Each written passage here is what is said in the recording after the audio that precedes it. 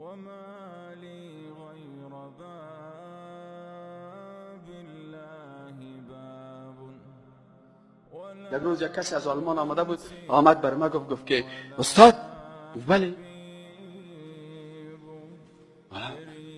گفت تو طالبا را قناعت دادن نمیتونی که صلاح خدا اله بدن بیاین در اینجا باشه؟ ما گفتم نه، قناعت دادن نمیتونم. گفت تو چه قسم پروفسور هستی؟ من گفتم به خاطر که من دلیل ندارم اونا را قناعت بدم. باز بالاخره کتازی شیشم گفت چرا اونا را قناعت دادن نمیتونی؟ من گفتم من برات یک مثال میدم. گفت چی؟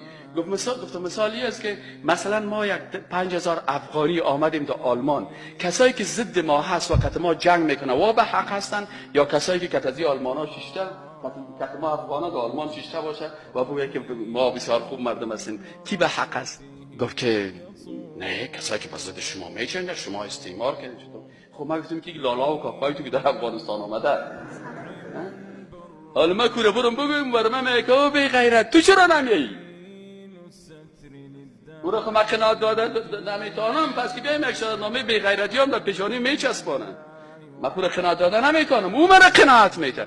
باور به خدا بکنین، والله بالله اینمی آلمانی گفت آنچه که گفتی راست.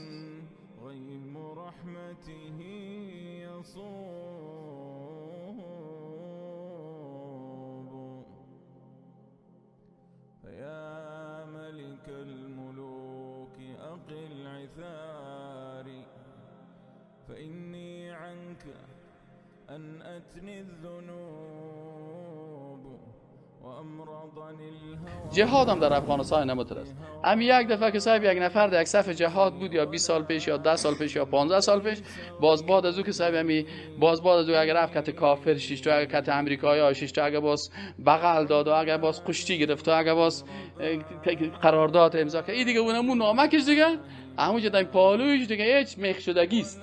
خبر نداره که پدر گل آل صاحب نام نبرد بان آل رسول کو گذاشته نمال الاعمال بالخواتیم. رسول الله صلی الله علیه و سلم که ایمان به چی است؟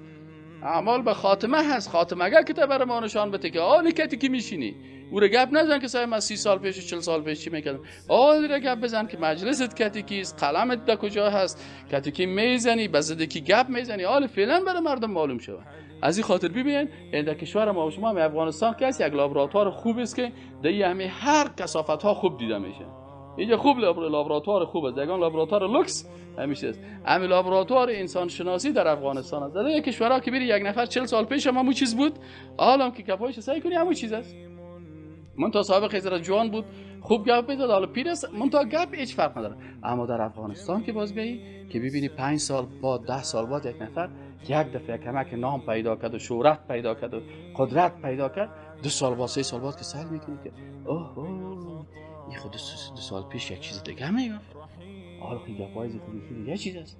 از همین خاطر جوانایی که اسوه خود رسول الله را نمیگردانند، اسوه خود رهبرای احزاب و گروه ها و سازمان ها و یا نمیگردانند، این صاحب یا بازی جوانات که در راه هم میمونه. صاحب پیروی از فلانی کردیم یا خو گندگیاش برآمد، فلانی چیز کردیم صاحب یا خو بی وضو برآمد، پشت دیگه اقتدا کردیم خو صاحب خو بیخیش غسل نداشت.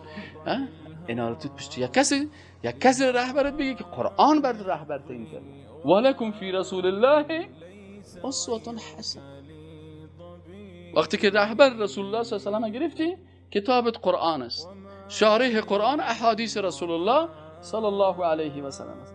اگر کدام موضوع اجتهادی و خرد پیدا کنی میری پیش یک مفتی صاحب میشینی که مولوی صاحب